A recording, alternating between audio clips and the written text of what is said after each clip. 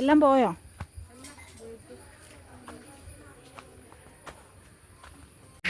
അപ്പം നമ്മളൊന്ന് വീട് വരെ പോകുവാണ്. ഇന്നത്തെ ഉച്ചയൂണും സ്പെഷ്യലൊക്കെ അവിടെയാണ്. വീട്ടിലെത്തിയപ്പോഴേക്കും അച്ഛനും അനുവും കൂടി അവിടെ പ്ലാസ്റ്റിക് ഒക്കെ വലിച്ചു കെട്ടുന്നുണ്ടായിരുന്നു.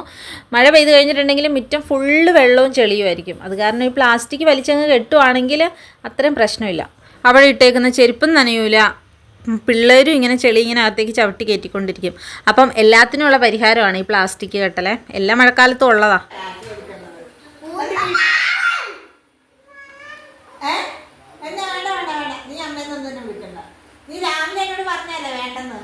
രാവിലെ സംസാരിക്കാനായിട്ട് ഉഷാമ്മ ഫോൺ ചെയ്തപ്പം അവൾ മൈൻഡ് ചെയ്തില്ല. അതിൻ്റെ പ്രതികാരമാണ് അമ്മയെ കാണിക്കുന്നത്. ഈ മക്കൾ വീട്ടിലെത്തി കഴിഞ്ഞിട്ടുണ്ടെങ്കിൽ ഇവർക്കായിട്ടൊരു സ്പെഷ്യലായിട്ടൊരു പലഹാരപാത്രമുണ്ട്. അത് പോയി തപ്പും, അതിലെന്തെങ്കിലുമൊക്കെ കാണും. എന്നിട്ട് അതെടുത്തുകൊണ്ട് വന്നിട്ട് ഇങ്ങനെ തിന്നുകൊണ്ടിരിക്കും. ഇവർക്ക് ഇവിടെ വന്നു കഴിയുമ്പോഴേക്കും ഭയങ്കര വിശപ്പാണേ. കൂടണോ ലിജ ചേട്ടാ? എനിക്കറിയില്ല. അനുമുറിക്കും, നല്ല സൂപ്പറായിട്ട് അനുമുറിക്കും. ഇവിടെ പന്നി മേടിച്ച അനു ഇതാക്കുന്നത്. ഇത് ഞായറാഴ്ച എടുത്ത വീഡിയോ ആണേ. അപ്പോൾ ഞായറാഴ്ചത്തെ സ്പെഷ്യൽ എന്ന് പറയുന്നത് പന്നിക്കറിയും കപ്പയുമായിരുന്നു. ഇവിടെ അമ്മ പന്നി ബീഫൊന്നും കൂട്ടത്തില്ല, അപ്പം അതൊന്നും ശരിയാക്കാറുമില്ല. അപ്പം ഇതൊക്കെ മേടിക്കുമ്പോൾ ഒന്നുകിൽ അതിന് ശരിയാക്കും, അല്ലെങ്കിൽ അച്ഛൻ ശരിയാക്കി കൊടുക്കും. എനിക്കും ഈ വക പരിപാടികളൊന്നും നന്നാക്കി എടുക്കാൻ അറിയില്ല. വീട്ടിൽ വാങ്ങുന്ന സമയത്തും ലിജേഷേട്ടൻ തന്നെയാണ് നന്നാക്കി തരുന്നത്.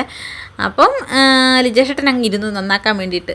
ഞാനാണെ പുറകിൽ നിന്ന് അങ്ങ് പ്രോത്സാഹിപ്പിച്ചും കൊടുത്തു. പിന്നെ അനു ലിജേഷേട്ടനും കൂടി അതങ്ങ് കട്ട് ചെയ്ത് അനു അങ്ങ് ക്ലീൻ ചെയ്ത് കൊടുത്തു. പന്നിയും ബീഫും ഒക്കെ മേടിക്കുമ്പം അമ്മയാണ് സാധാരണ ഇവിടെ കറി വെക്കാറ്. അവരത് കട്ട് ചെയ്യുന്ന സമയം കൊണ്ട് എന്നാൽ പിന്നെ കപ്പയുള്ളത് അങ്ങ് കൊത്തിയെടുക്കാമല്ലോ എന്ന് വിചാരിച്ച് നോക്കുമ്പോഴേക്കും കത്തി ഒരെണ്ണം പോലും ഇല്ല. 2-3 അവിടെ കിടപ്പുണ്ടെങ്കിൽ ഒന്നിനും മൂർച്ചയില്ല. എന്നാൽ പിന്നെ ഞാനിത് കഴിഞ്ഞിട്ട് അത് ചെയ്യാമെന്ന് ഓർത്തതങ്ങ് അവിടെ വെച്ചു. പിന്നെ അവർക്കൊരു കമ്പനി കൊടുത്തു. കുഞ്ഞൂസ് അതിനിടയ്ക്ക് ഇവിടെ എന്താ നടക്കുന്നതെന്നുള്ള രീതിയിൽ ഇടയ്ക്കിടയ്ക്ക് ഓടി വന്ന് നോക്കുന്നുണ്ട്.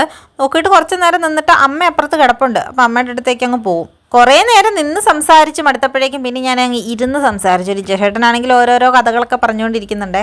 ഞാൻ ഇരിക്കുന്നതിൻ്റെ അപ്പുറത്തായിട്ടാണ് വെള്ളം തിളപ്പിച്ച് വെച്ചിരിക്കുന്നത്. അപ്പം 3 പേരും ഇടയ്ക്കിടയ്ക്ക് വെള്ളത്തിനോടി വരുന്നുണ്ട്. കുഞ്ഞൂസ് എങ്ങനെയാണെന്ന് വെച്ചിട്ടുണ്ടെങ്കിൽ അവൾക്ക് വെള്ളമോ ഫുഡോ എന്തെങ്കിലും വേണമെന്നുണ്ടെങ്കിൽ, വെള്ളമോ വേണ്ടെങ്കിൽ അവൾ ഗ്ലാസ് എടുത്തിട്ട് വരും. ഇനി ഇപ്പോൾ ഫുഡാണ് വേണ്ടെങ്കിൽ അവൾ പ്ലേറ്റ് എടുത്തിട്ട് വരും. ഇവിടെ എന്ന് പറഞ്ഞാൽ എല്ലാം അവളുടെ കൈ എത്തുന്ന ദൂരത്താണ് പ്ലേറ്റും ഗ്ലാസ്സും ഒക്കെ ഇരിക്കുന്നത്. അത് കാരണം എന്ത് വേണോ അപ്പോൾ അവൾക്ക് വേണ്ടത് എന്താണോ അതിനനുസരിച്ചുള്ള പ്ലേറ്റോ ഗ്ലാസ്സോ എന്താണെന്ന് വെച്ചാൽ അവൾ എടുത്തിട്ട് വരും. എന്നിട്ട് 12 മണി എവിടെയായി നോക്കാൻ വേണ്ടി ഇറങ്ങിയപ്പോഴേക്കും ഒന്നും ആയിട്ടില്ല. അമ്മയും മുറ്റത്തിരിപ്പുണ്ടേ. കുഞ്ഞൂസിനെ അച്ഛൻ ഇങ്ങനെ വിളിക്കുന്നുണ്ട്. കുഞ്ഞൂസ് അച്ഛനെ കണ്ടിട്ടില്ല. അച്ഛനാണെങ്കിൽ അവിടെ ഒരു കയ്യാല ഉണ്ടോ, അതിൻ്റെ മണ്ടയിലാണ് ഇരിക്കുന്നത്. ഈ പ്ലാസ്റ്റിക് ഇങ്ങനെ അവിടെ കമ്പ് കുത്തിയിട്ട് ഇങ്ങനെ വലിച്ചു കെട്ടുക. അപ്പം അതിൻ്റെ മേളിലായിട്ട് കുറച്ച് ചെടികളും കാന്താരിയും മുളകും ഒക്കെ ഉണ്ടായിരുന്നു. അപ്പം അച്ഛൻ എങ്ങനെയാണെന്ന് വെച്ചിട്ടുണ്ടെങ്കിൽ അച്ഛന് ഫുൾ ക്ലീൻ ആയിരിക്കണം. ഒരു പുൽക്കൊടി പോലും മുറ്റത്തെങ്ങും കണ്ടുകൂടാ. അത് കാരണം എപ്പോഴും ഞാൻ സത്യം പറഞ്ഞാൽ വീട്ടിൽ അച്ഛൻ വെറുതെ ഇരിക്കുന്നത് കണ്ടിട്ടില്ല. പണിയില്ലാത്ത ദിവസം എന്തെങ്കിലുമൊക്കെ ആയിട്ട് എപ്പോഴും ഇങ്ങനെ വൃത്തിയാക്കിക്കൊണ്ടിരിക്കും. അപ്പോൾ അവിടെ നിറയെ പൂവിട്ട് നിൽക്കുന്ന ഒരു റോസ ഉണ്ടായിരുന്നു. അത് വെട്ടിക്കളഞ്ഞോ എന്ന് ഞാനിങ്ങനെ ചോദിച്ചുകൊണ്ടിരിക്കുമായിരുന്നു. അപ്പോൾ അച്ഛൻ അവിടെ ഇരുന്ന് വിളിച്ചു പറയുന്നുണ്ട്, ഞാൻ വെട്ടിക്കളഞ്ഞു, എന്നാലും കമ്പ് മാറ്റി കുത്തി വെച്ചിട്ടുണ്ടെന്ന്. ഒരുപാട് ചെടികളൊന്നും ഇങ്ങനെ പടർന്ന് നിൽക്കുന്നത് അച്ഛന് ഇഷ്ടമല്ല. എന്നാന്ന് വെച്ചാൽ പാമ്പ് കയറുമെന്നാണ് പറയുന്നത്. പാമ്പെന്ന് പറഞ്ഞാൽ ഭയങ്കര പേടിയാണ്. ഇതിങ്ങനെ ഞാൻ ഓർമ്മ വെച്ച കാലം മുതലേ കാണുന്ന കാരണം എനിക്കും ഇങ്ങനെ തന്നെയാണ്. എപ്പോഴും വീടും പരിസരവും വൃത്തിയായിട്ടിരിക്കണം. അച്ഛൻ എങ്ങനെയാണെന്ന് വെച്ചിട്ടുണ്ടെങ്കിൽ വീടിൻ്റെ മുറ്റം കിടക്കുന്നത് പോലെ തന്നെ എന്തോരം പറമ്പുണ്ടോ അത്രയും അതുപോലെ വൃത്തിയായിട്ട് കിടക്കണം.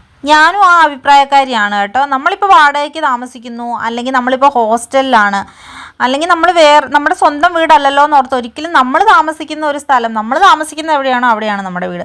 അപ്പം അത് നമ്മൾ വൃത്തിയാക്കിയിടണം എന്നുള്ള പക്ഷക്കാരി തന്നെയാണ് ഞാനും. എന്നെ കൊണ്ട് കഴിയുന്നത് പോലെ ഞാൻ നിൽക്കുന്നിടം നല്ല പോലെ തന്നെ വൃത്തിയാക്കിയിടാൻ ശ്രദ്ധിക്കാറുണ്ട്. അതിനിടയ്ക്ക് അമ്മയാണെങ്കിൽ എനിക്ക് കൊണ്ടുപോകാനുള്ള കാന്താരി പറിച്ചുകൊണ്ടിരിക്കുന്നുണ്ട്. അപ്പം ഞാൻ ഇവിടെ നിന്നാണ് കാന്താരി കൊണ്ടുപോകുന്നത്. പച്ചക്കാന്താരിയും വെള്ളക്കാന്താരിയും ഉണ്ട്. പച്ചമുളക് ഞാൻ മേടിക്കൽ ഇപ്പോൾ കുറവാണ്. ഇവിടെ നിന്ന് ഇങ്ങനെ ഈ സീസൺ ആകുമ്പോഴേക്കും ഇതിവിടെ ഇഷ്ടം പോലെ ഉണ്ടാകും. അപ്പം ഞാനിങ്ങനെ പറിച്ച് കൊണ്ടുപോകും.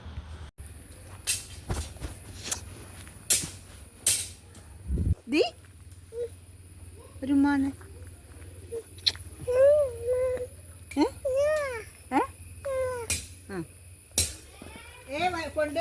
കഴിഞ്ഞ അകത്തേക്ക് വന്നപ്പോഴേക്കും പന്നി നുറുക്കിയാനും അവിടെ കഴുകുന്നുണ്ട്.